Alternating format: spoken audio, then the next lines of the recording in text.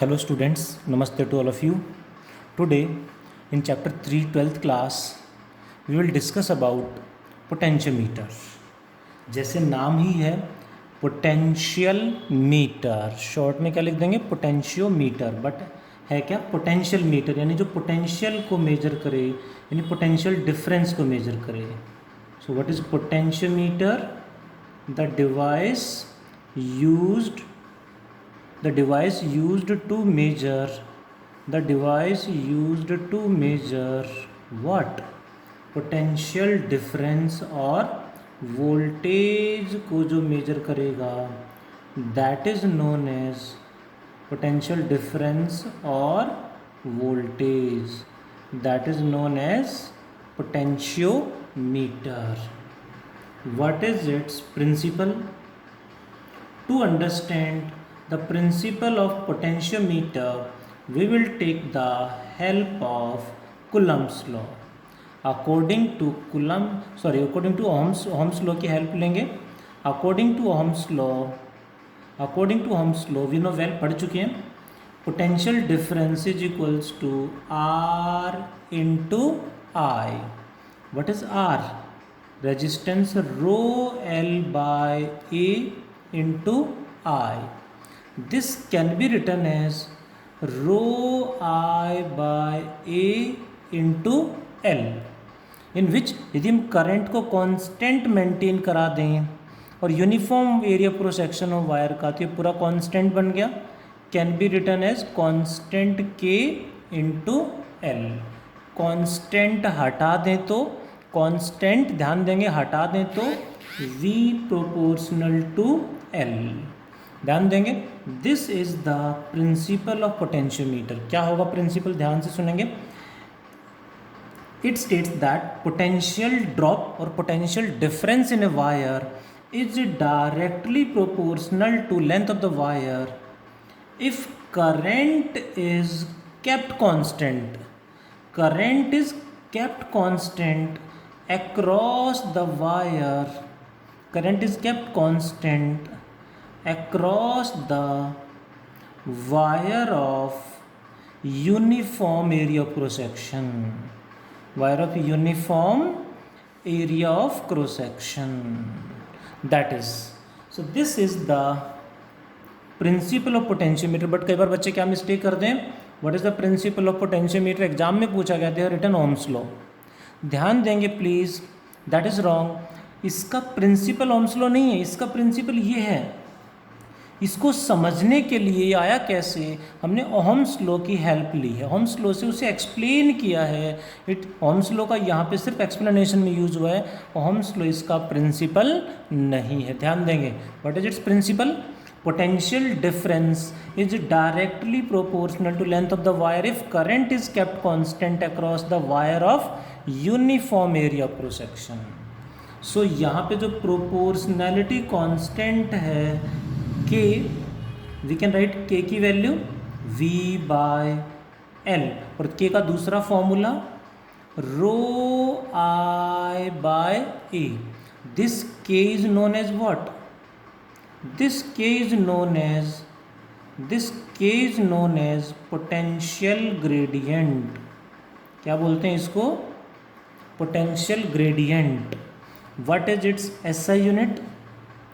SI unit है obviously फॉर्मूले से देखें तो वोल्ट पर मीटर, बट जनरली न्यूमेरिकल्स में जो लेंथ है उसको मीटर में ना दे के सेंटीमीटर में दे देंगे.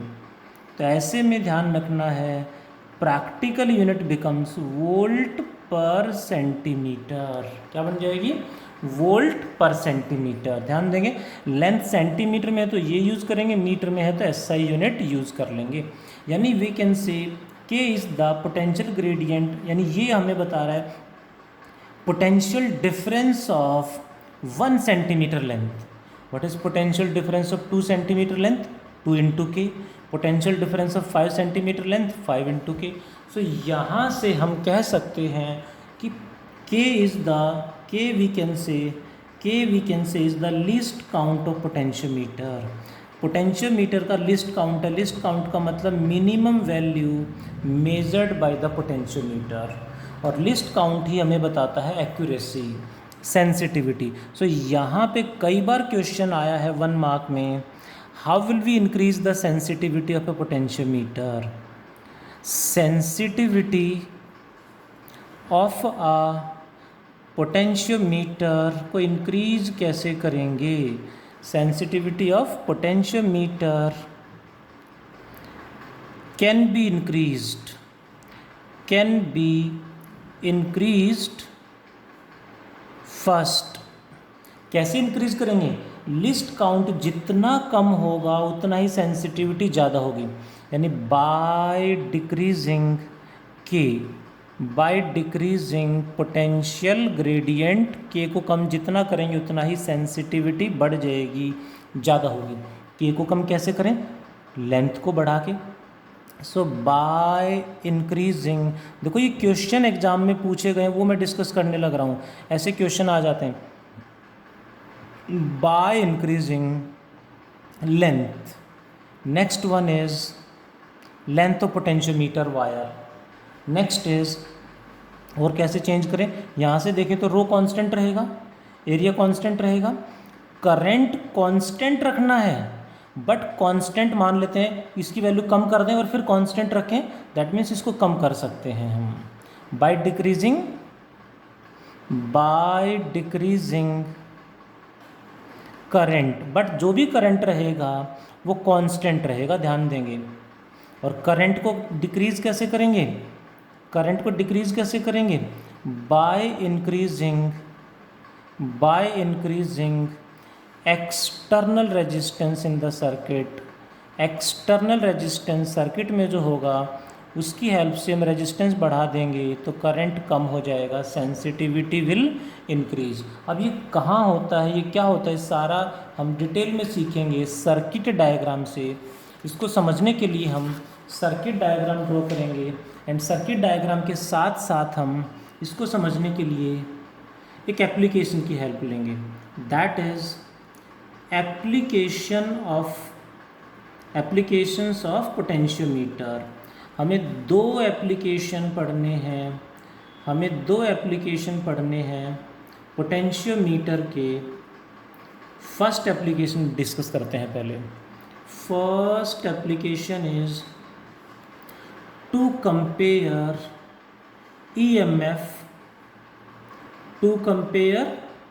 EMFs of two cells. ये हमारे प्रैक्टिकल सिलेबस में भी है। प्रैक्टिकल में जब भी स्कूल ओपन होंगे आप लैब में जाके परफॉर्म करोगे, ये एक्सपेरिमेंट पूरा सेटअप आपके सामने होगा। प्रैक्टिकल में भी इम्पोर्टेंट है, अक्सर एग्जाम में आता है। देखें ज़रा कैसे होगा।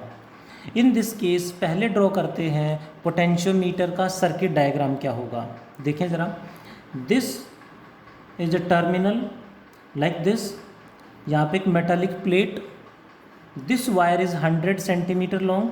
मेटालिक प्लेट से दूसरी वायर कनेक्ट कर देंगे इस तरह से, one more metallic strip, and यहाँ से one more metallic strip like this, यहाँ से एक और मेटालिक स्ट्रिप लगा के एक और वायर कनेक्ट कर देंगे। How many wires, 4 wires are there, each wire is 100 centimeter long, so this is known as 4 wire potentiometer. Total length is 400 centimeter. ऐसे क्यों लिया वो सारा एक्सप्लेन करूँगा मैं, समझते जाएंगे एक एक करके। ये मेटलिक स्ट्रिप क्यों लगाए और इसको पूरे वुडन बोर्ड पे फिक्स करते हैं। लैब में जाओगे तो आपके सामने रखा हुआ मिलेगा। लैब में जनरली 6 वायर या 10 वायर पोटेंशियोमीटर देखने को मिलते हैं मोस्टली। क्यों, वो भी मैंने बताया sensitivity can be increased by increasing length, तो लेंथ ज़्यादा चाहिए इसलिए 10 वायर पोटेंशियोमीटर ले लेंगे। This is first point. यहाँ से we will connect it with a battery like this, positive negative battery से कनेक्ट कर देंगे, then connected to a switch, then connected to an ammeter, and then connected to a rheostat like this. इसे बोलते हैं rheostat. Rheostat means variable resistance. इसकी help से हम resistance increase या डिक्रीज कर सकते हैं। Variable resistance it is, hope you understand. ये बैटरी, ये सेल इस सर्किट में करंट को कांस्टेंट मेंटेन कराएगी, that's why this is known as driver cell, इसे ड्राइवर सेल कहते हैं because it drives constant current in the circuit. Next, to compare EMF, दो सेल हमें मिलेंगे जिनका ईएमएफ कितना है डोंट नो, बट उनके ईएमएफ की रेशियो क्या है वो हमें निकालनी है। Both the cells are connected to the starting point like this, दोनों सेल यहाँ कनेक्ट कर देंगे इस पॉइंट पे। दैट इज, इसका ईएमएफ कितना है don't know, not given, let E1, इसका ईएमएफ मान लेंगे E2, connected to two way की, किससे कनेक्ट कर देंगे, टू वे की से कनेक्ट कर देंगे। दैट इज 1 2 3, टू वे की मीन्स इसमें 3 टर्मिनल्स हैं, ये 1 वे की इसमें 2 टर्मिनल होते हैं। लैब में आप देखेंगे middle terminal is connected to galvanometer and then connected to jockey, और फिर जोकी से कनेक्ट कर देंगे। Hope you understand about the circuit diagram. What is its working, working क्या होगी, let us start. Let the initially switch S is closed, switch को close करेंगे S को, जैसे स्विच को क्लोज करेंगे करंट सेटअप हो जाएगा सर्किट में। फिर हमें एक टाइम पे किसी एक सेल को सर्किट में रखना है, तो फर्स्ट हम 1 2 टर्मिनल को कनेक्ट करेंगे। Switch S is closed end terminals which one, terminals 1 and 2 are connected, terminals 1 and 2 are connected। जैसे ही कनेक्ट करेंगे क्या होगा, करंट फ्लो करेगा, current flows in the circuit, current flows in circuit, current flow करेगा। Now what is the working main part, तो switch on किया, current flow कर गया, जैसे यहाँ से करंट आएगा यहाँ से भी जाएगा, डिफ्लेक्शन शो करना स्टार्ट कर देगा। नाउ ये क्या है, जोकी। नाउ जोकी का काम क्या, हम स्लाइड वायर ब्रिज में पढ़ चुके हैं, सेम यहाँ पे है। नाउ जोकी इज स्लाइडेड, कहाँ पे स्लाइड करेंगे, now jockey is slided over wire, over potentiometer wire, जो पोटेंशियोमीटर वायर है इसके ऊपर जेंटली स्लाइड करते हैं, ओवर पोटेंशियोमीटर वायर स्मूथली, और we can say gently, and इसके ऊपर यहाँ पे बहुत जेंटली स्लाइड कराएंगे, ऐसे फिर ऐसे कहीं ना कहीं, and galvanometer shows no deflection, and galvanometer shows no deflection, कहीं ना कहीं galvanometer zero deflection, no deflection show करेगा, no deflection at a certain length, किसी न किसी लेंथ पे जीरो डिफ्लेक्शन आएगा, उस लेंथ को मान लेंगे लेट L1, क्या नाम दे दिया हमने, L1 मान लेते, यहाँ जीरो डिफ्लेक्शन आ रहा है तो ये लेंथ मैंने मान ली L1।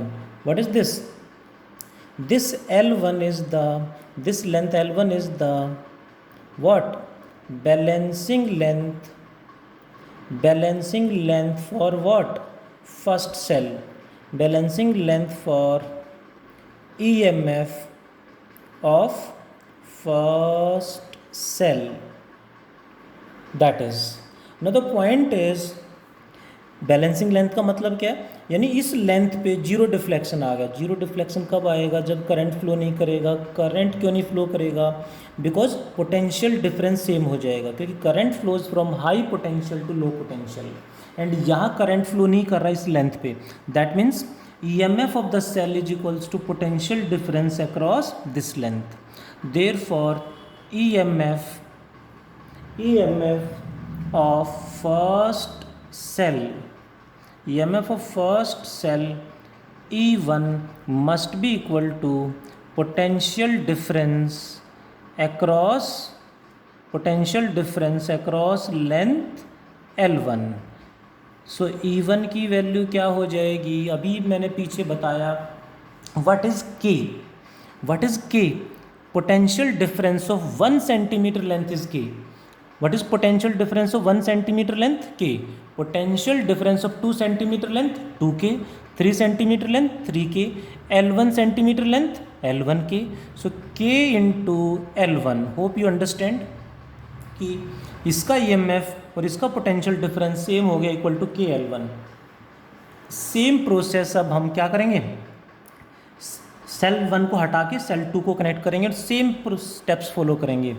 नाउ टर्मिनल्स कौन कौन से, 1 and 2. Terminals 1 and 2 are disconnected, दोनों को हटा देंगे.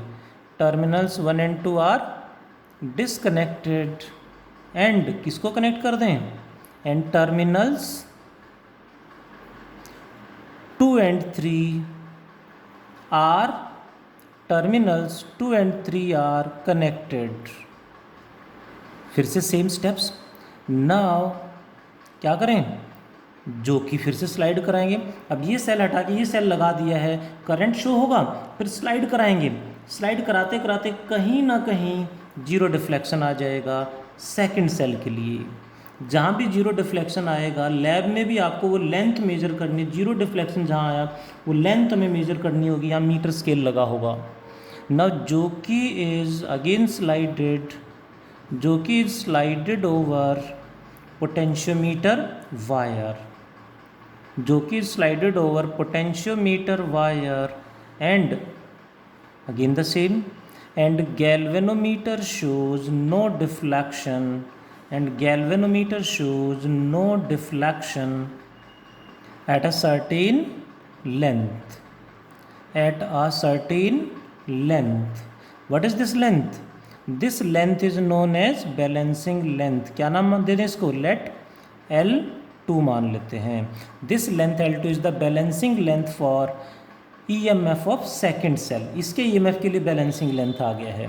Therefore EMF of second cell, EMF of second cell कितना, E2. जीरो डिफ्लेक्शन आ रहा है मीन्स इसका पोटेंशियल डिफरेंस यानी E2 और L2 लेंथ का पोटेंशियल डिफरेंस सेम है, तभी जीरो डिफ्लेक्शन आएगा. E2 equals to potential difference across potential difference across length L2. What is potential difference across length L2? K L2, K into L2. हमें क्या calculate करना है, compare करना था EMF को, यानी equation first divided by second. What will we got, E1 divided by E2 equals to KL1 divided by KL2. K cut जाएंगे दोनों में, L1 by L2 is the answer. Hope you understand. यानी lab derivation आया तो हमें diagram आ चुका board exam में, इसलिए बोल रहा हूँ, और ये हमें मेंशन करना पड़ेगा. इस पे बेस्ड न्यूमेरिकल भी आ चुका, न्यूमेरिकल कैसे आ चुका वो भी मैं डिस्कस करूँगा. ध्यान देंगे प्लीज़ उससे पहले कि इस केस में यहाँ पे लैब में भी आपको लेंथ मेजर करनी होगी इसके लिए और इसके लिए. उनकी रेशियो और EMF की रेशियो सेम ही होंगी, सेम रहेंगी. Hope you understand about the potentiometer. Potentiometer क्या होता है, उसका प्रिंसिपल क्या है, उसमें पोटेंशियल ग्रेडियंट K का मतलब क्या है, and how can we increase the sensitivity of a potentiometer. ये क्वेश्चन पूछे गए एक एक नंबर में अलग अलग एग्जाम में, ध्यान देंगे. ऐसे क्वेश्चन एग्जाम में आए हैं. Then application, first application to compare EMF of two cells. Now इस पे बेस्ड क्वेश्चन बोर्ड एग्जाम में कैसे आया वो भी मैं जल्दी से डिस्कस कर देता हूँ. ध्यान देंगे ज़रा, बोर्ड एग्जाम में क्वेश्चन कैसे आया प्लीज़ देखें ज़रा. इन ए पोटेंशियोमीटर सेटअप लाइक दिस, मैंने सिंगल वायर से शो कर दिया टोटल जितनी भी लेंथ है, इसको ड्राइवर सेल से कनेक्ट किया, स्विच लगा दिया, एमीटर लगा दिया, देन रियोस्टेट कनेक्ट कर दिया इस तरह से like this.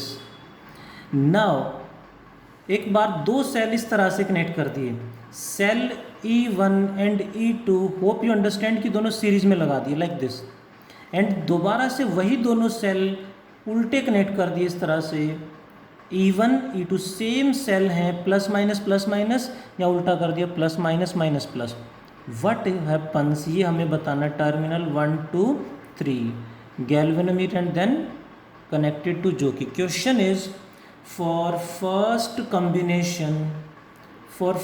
Combination of cells, यानी इसके लिए for first combination of cells, question जो बोर्ड एग्जाम में पूछा गया है वो मैं डिस्कस कर रहा हूँ। For first combination of cells balancing length is given, balancing length is 300 centimetre given है। And for second combination, for second arrangement कह सकते हैं, और second combination, for second combination of cells EMF balancing length EMF के लिए given है, balancing length in this case is 100 centimetre. What is the question है, what is the ratio of E1 and E2, ये question board exam में पूछा गया। इन दोनों के ईएमएफ की रेशियो क्या होगी, इनकी रेशियो बतानी है। So we know well in first condition they are in series, ये भी सीरीज में, ये भी सीरीज में, सीरीज ऑफ सेल्स आपने पढ़ा होगा पहले, पता होना चाहिए। What is it's total EMF E1 plus E2, ये क्वेश्चन था और सॉल्यूशन बहुत ही छोटा सा है। E1 plus E2 is equals to what, KL1 equals to K into what is L1, given है 300 सेंटीमीटर।